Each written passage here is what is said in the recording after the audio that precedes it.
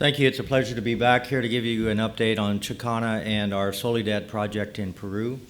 The update today will cover some of the more recent exploration results and views on the exploration potential. I think this really sets the stage nicely for what we're trying to do in terms of bringing on a high-grade copper asset that also has gold and silver with it. There's a looming supply gap in copper. It's been discussed by many of the experts here. When that starts is somewhat up to debate, but there's no doubt that there will be a supply gap due to declining grades in many of the world's mines, particularly in Chile, mines going out of production, supply disruptions, and then on the exploration side of things, a lack of investment over the last decade or two in exploration, filling the pipeline with quality projects. So we see this as a real opportunity for Chakana to provide a very attractive asset that could be developed in the future. Our project is based on tourmaline breccia pipes. Tourmaline breccia pipes are a very common geologic feature in many of the porphyry camps around the world.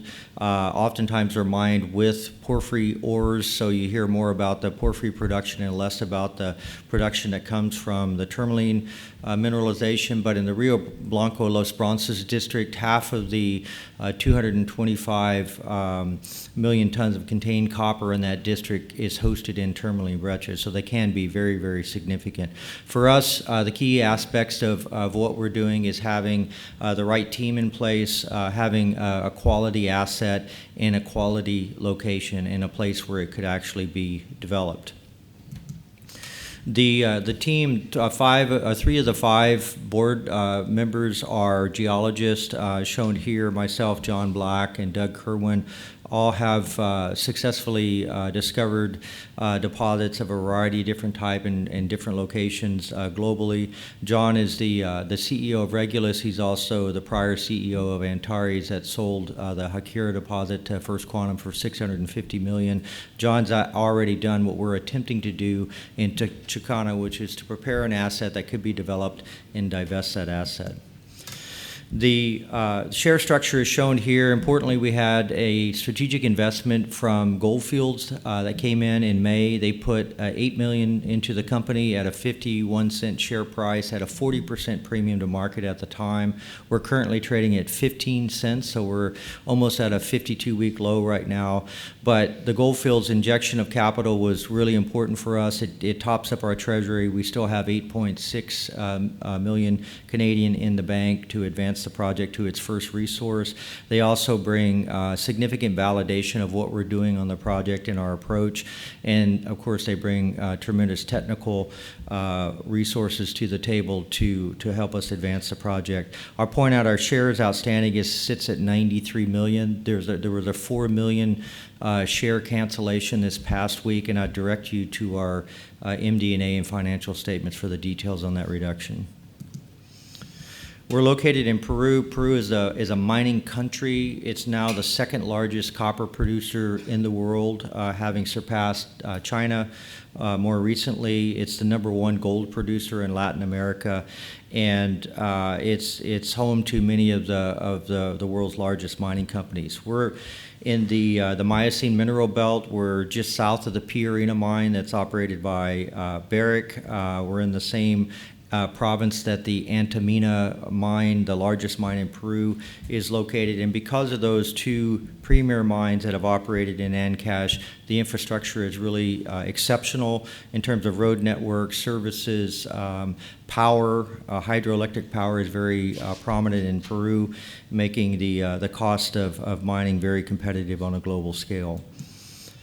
Our project position is shown here. We've consolidated a land position that captures the geologic opportunity. We control just over 3,000 hectares. All of the breccia pipes are shown on this map that are known to date. We actually think the total number will probably fall somewhere in the 40 to 50 range. We have 23 that are confirmed at surface.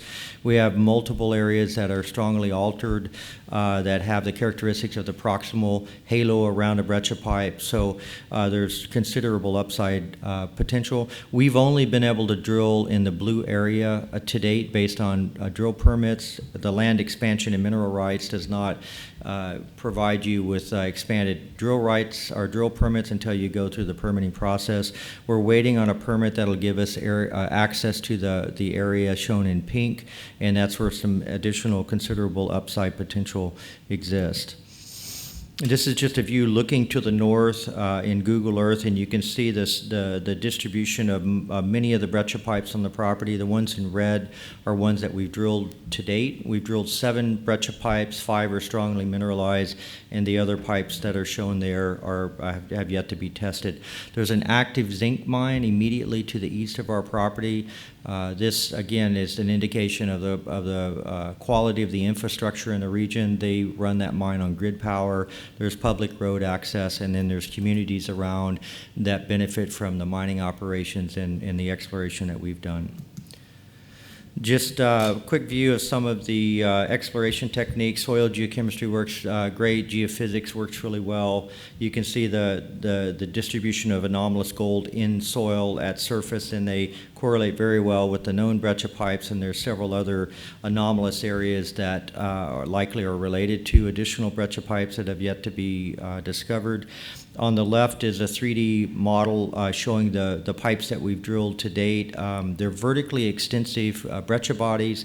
In the case of BRECCIA 6, we've got mineralization down to 700 meters from surface, and we've never seen the bottom of a breccia pipe yet. We have no real strong sense of how deep they may go, but in Chile, these same types of features have been documented over a 2-kilometer vertical extent.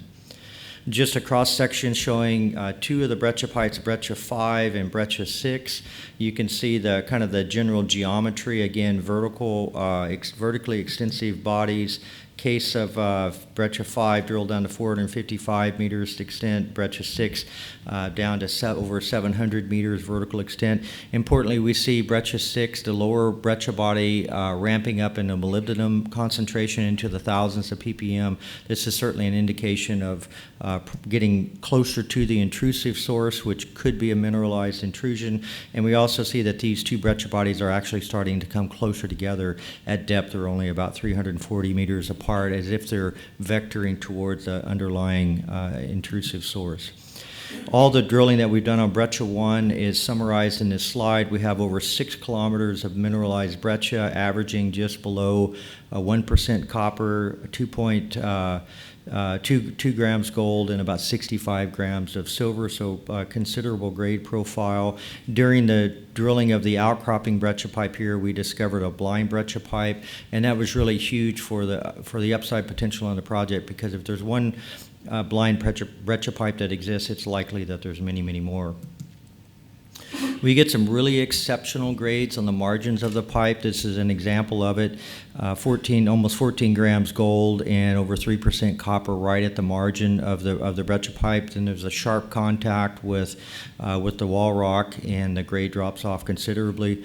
So most of the mineralization is hosted in the breccias. Not always. We have seen some interesting mineralization outside the breccias that I'll talk about in a minute. 2 styles of mineralization: sulfide cementation of the breccia and complete replacement of the breccia texture by a late copper stage.